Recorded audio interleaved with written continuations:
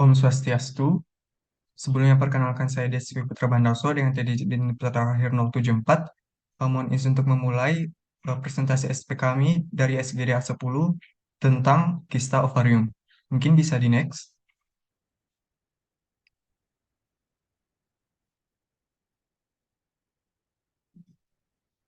Adapun anggota dari kelompok SGDA 10 yang dapat dilihat pada slide. Mungkin bisa di next. Baik, di sini saya akan memulai pada bagian bab 1, di mana pada bagian latar belakang. Kista ovarium itu merupakan suatu penyakit reproduksi wanita di mana terdapat struktur berupa kantong yang berisi cairan yang muncul di ovarium. Nah, pada wanita usia reproduksi, sebagian besar kista ovarium itu bersifat fungsional dan jinak, serta tidak memerlukan intervensi bedah. Namun, tidak menutup kemungkinan bahwa kista ovarium itu dapat menjadi ganas. Prevalensi pasti dari kista ovarium itu masih belum diketahui, dikarenakan banyaknya pasien yang tidak mengalami gejala. Namun, dapat diperkirakan sekitar 4% wanita dirawat di rumah sakit akibat kista ovarium. Nah, kista ovarium sendiri ini dapat terjadi pada usia apapun, namun lebih sering terjadi pada tahun-tahun reproduksi dan meningkat pada wanita menarkal. Nah, kista ovarium dapat bergejala ataupun tanpa gejala. Nah, gejala yang dimunculkan ini pada wanita antara lain itu nyeri atau tekanan unilateral di perut bagian bawah.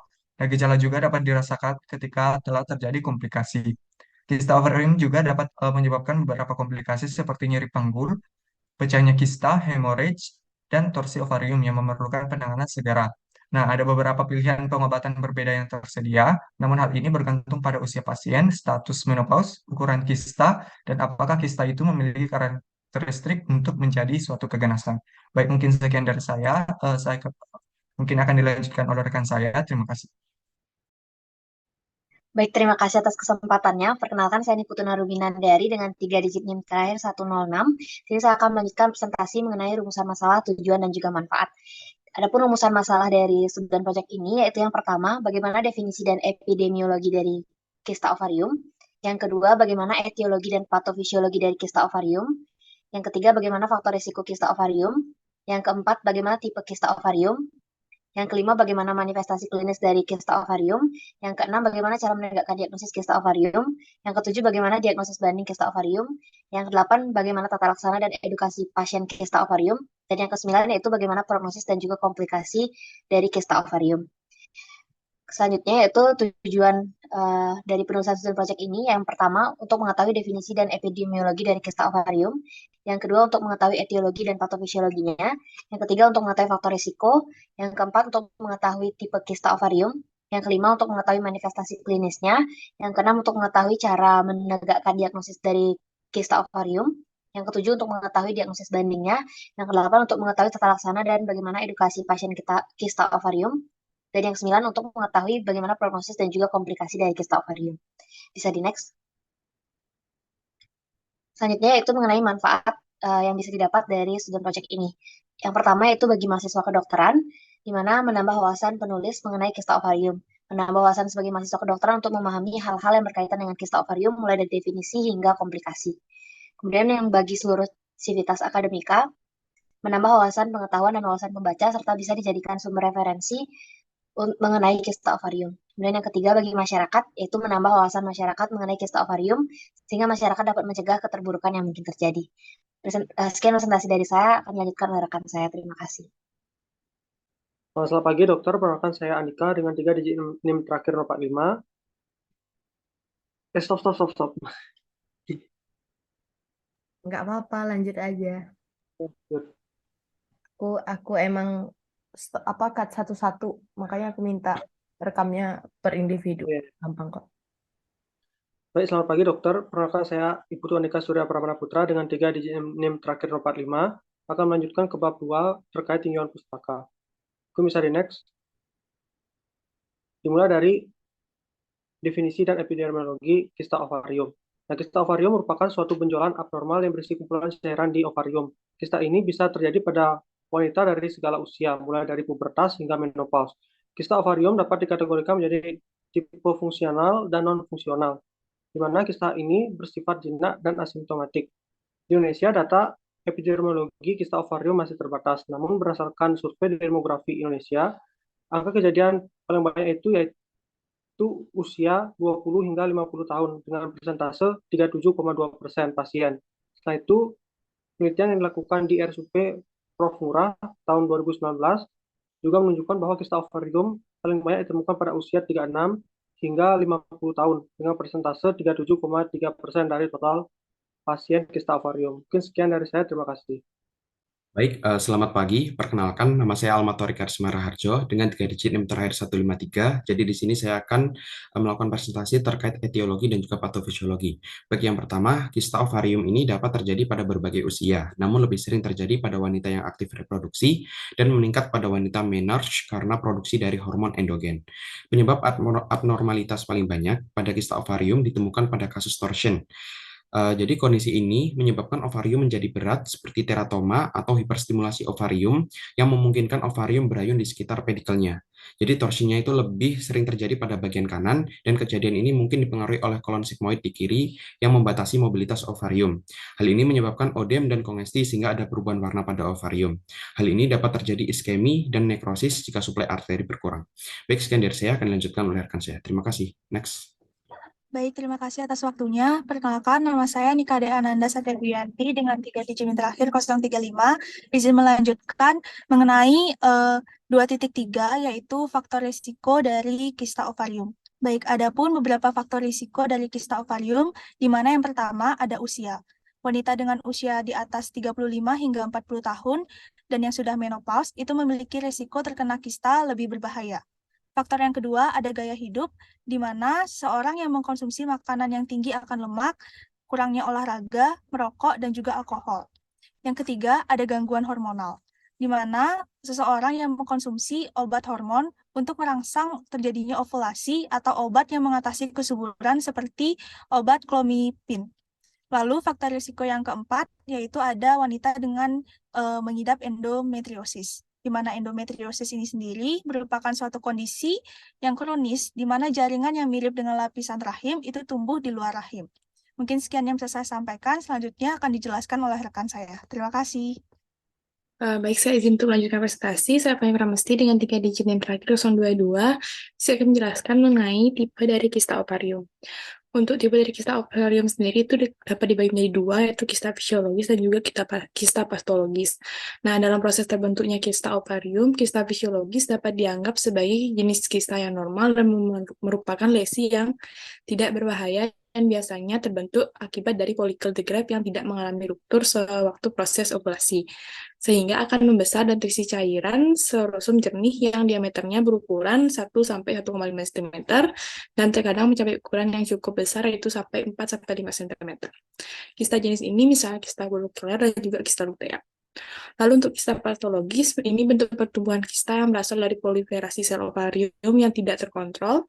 Kista ovarium jinak baik ditemukan pada pasien wanita usia 20-45 tahun, sedangkan kista ovarium borderline dan ganas cenderung terjadi pada wanita usia lanjut. Sekian dari saya, akan lanjutkan teman saya. Terima kasih. Baik, terima kasih atas waktu yang telah diberikan. Perkenalkan, nama saya Bagus Krisna dengan 3 digit yang terakhir 025. Di sini saya izin untuk menjelaskan terkait manifestasi klinis. Dari kista ovarium yang pertama, nyeri, di mana nyeri ini merupakan gejala yang paling umum, di mana terdapat nyeri konstan ataupun berkala pada satu atau keseluruhan panggul, dan juga nyeri ini dapat muncul pada saat koitus ataupun saat berhubungan seksual. Yang kedua, terdapat pembesaran, di mana pembesaran pada perut itu terjadi jika saat pembesaran pada kista itu berlebihan. Kemudian ada rasa kembung, di mana terdapat rasa penuh yang menekan perut bagian bawah. Selanjutnya adalah kesulitan buang air, di mana manifestasi klinis ini akan muncul karena kista itu dapat menekan pada bagian kandung kemih. Dan yang terakhir itu adalah ketidakteraturan menstruasi, di mana terjadi pengaruh pada periode terjadinya menstruasi, intensitas perdarahan yang tidak seperti biasa, dan juga tidak keluarnya darah dari saat menstruasi. Sekian dari saya, akan dilanjutkan oleh rekan saya. Terima kasih. Baik, selanjutnya yaitu mengenai diagnosis. Namun sebelumnya, perkenalkan nama saya Komang Dani Adi Himawan dengan 3 digit terakhir 185. Di sini untuk dari segi diagnosis kita perlu melakukan pendekatan dari dua hal, yaitu pemeriksaan klinis dan juga pemeriksaan penunjang. Nah, dari pemeriksaan klinis sendiri itu biasanya dia perlu diperhatikan pula dari usia penderita kista ovariumnya. Karena apabila semakin tua dari usia penderita kista ovarium juga memiliki perbandingan yang tinggi antara epithelial liar tumornya dan juga yang antara ganas dan juga dengan jinak. Kemudian selain itu juga pemeriksaan klinis biasanya sering asimptomatik Dan apabila ada pun tanda, dia merupakan tanda non-spesifik, seperti adanya nyeri panggul, metorragia, dan irregular dari menstruasi. Kemudian, oleh sebab itu kita harus melakukan pemeriksaan penunjang lebih lanjut berupa ada 4. Di sini yang pertama ada ultrasonografi atau USG.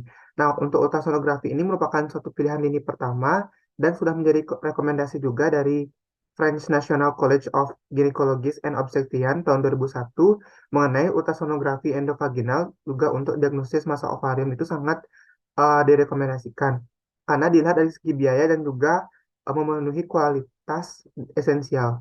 Kemudian selain itu yang kedua ada Doppler. Kemudian yang ketiga ada MRI dan CT scan. Nah, untuk MRI dan CT scan juga menjadi lini kedua dari pemeriksaan penunjang karena dia juga memberikan karakteristik jaringan massa adnexa yang lebih baik sehingga menjadi rekomendasi untuk kecurigaan adanya keganasan ataupun tidak. Dan terakhir ada biologi report, yakni dengan menggunakan biomarker berupa CA125 yang dimana sudah menjadi rekomendasi dari lama di tahun-tahun sebelumnya.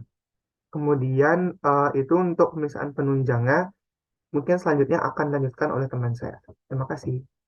Baik, sebelumnya perkenalkan saya Nikomang Masnia Rifami Dewi dengan 3 digit yang terakhir 053. Saya izin untuk melanjutkan di bagian diagnosis banding. Jadi untuk diagnosis bandingnya itu kita bedakan menjadi ginekologi dan non-ginekologi. Untuk yang ginekologi itu ada yang jinak dan juga ada yang ganas.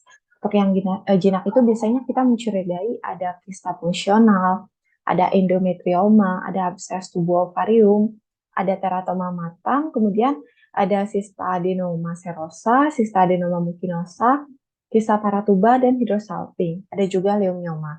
Sementara untuk yang ganas itu, kita biasanya mencurigai ada karsinoma epitel, tumor sel germinal, tumor cordyceps atau stroma, dan kanker metastasis. Biasanya juga kita mencurigai penyakit radang panggul dan juga kehamilan ektopik. Sementara yang non-ginekologi itu, kita kadang mencurigai ada radang usus buntu, kemudian ada divertikulitis, kemudian ada kanker saluran pencernaan dan infeksi saluran kemih. Dan ada juga nefrolitiasis. Jadi, untuk menegakkan diagnosisnya itu nanti kita tetap memerlukan bantuan seperti pemeriksaan penunjang, yaitu USG. Karena kan pada diagnosis banding ini sama-sama nanti pasien mengalami nyeri kurang lebih di area sekitar panggulnya. Baik, bisa dilanjutkan oleh teman saya. Baik, perkenalkan saya Putra Seti Prolintias dengan 3 digit yang terakhir 160 akan mempresentasikan terkait dengan tata laksana dan edukasi pasien. Jadi untuk tata laksana sendiri dapat kita lakukan 4 hal. Yang pertama dari terapi farmakologi, di mana untuk terapi farmakologi itu kita bisa menggunakan analgesia narkotika atau obat anti-inflamasi non-steroid atau NSAID. Jadi untuk nyeri ringan hingga sedang, kita menggunakan NSAID berupa ibuprofen, indomethacin, naproxen, diclofenac, ketoprofen, dan ketorolac. Lalu untuk nyeri sedang hingga berat, kita dapat menggunakan narkotika berupa morfin, sulfat, atau oksikodon. Lalu untuk tata laksana kedua, kita bisa lakukan laparotomi dan laparoskopi, di mana tujuannya sendiri adalah untuk konfirmasi diagnosis, menilai kemungkinan menjadi ganas, memperoleh cairan bilasan peritoneal untuk penilaian sitologi, mengangkat seluruh kista secara utuh untuk analisis patologis, menilai ovarium yang berlawanan dengan organ abdominal lainnya, serta melakukan operasi tambahan sesuai dengan indikasinya. Setelah itu, kita juga bisa melakukan oophorectomy bilateral, yakni kita menghilangkan kedua ovarium dan tuba falopii dengan indikasi untuk pasien yang telah menopause. Lalu kita akan merujuk apabila jadi sesuai The American College of Obstetricians and Gynecologists, pasien dengan kista ovarium akan dirujuk ke spesialis ketika kita menemukan 3 kondisi ini. Jadi pasien postmenopause dengan CA125 meningkat, radiologi ditemukan keganasan, asites, massa nodul atau fix, atau bukti metastasis. Setelah itu, pasien premenopause dengan CA125 sangat meningkat, radiologi didapatkan keganasan, asites, massa nodular atau fix, dan adanya bukti metastasis. Setelah itu, pasien premenopause atau postmenopause dengan skor prediksi keganasan yang meningkat. Untuk edukasi pasien sendiri, kita edukasi dari segala aspek, dan kita himbau apabila pasien mengalami suatu nyeri pada area abdominal bawah unilateral dengan atau tanpa mual muntah, terutama ketika berolahraga, aktivitas berat, ataupun pada saat berhubungan seksual, kita himbau untuk memeriksakan diri, dan apabila terkonfirmasi positif ovarium cyst atau kista ovarium, kita harapkan tidak berlanjut ke komplikasinya. Jadi kita agar bisa ditindakan sejak dini sehingga tidak menimbulkan suatu komplikasi yang mengancam jiwa. Salah satunya adalah adanya ovarian torsion. Jadi mungkin sekian dari saya. Terima kasih. Baik, terima kasih atas waktunya. Sebelumnya perkenalkan, saya Mili Putri Delia dengan 3 digit yang terakhir 000. Mohon izin melanjutkan presentasi dari rekan saya mengenai prognosis dan komplikasi dari kista ovarium. Sebagian besar kasus kista ovarium ini merupakan kista fungsional yang bersifat jinak, yang secara spontan mengarah ke prognosis yang baik. Didapatkan 70 sampai 80% kasus kista folikuler sembuh secara spontan tanpa adanya pengobatan.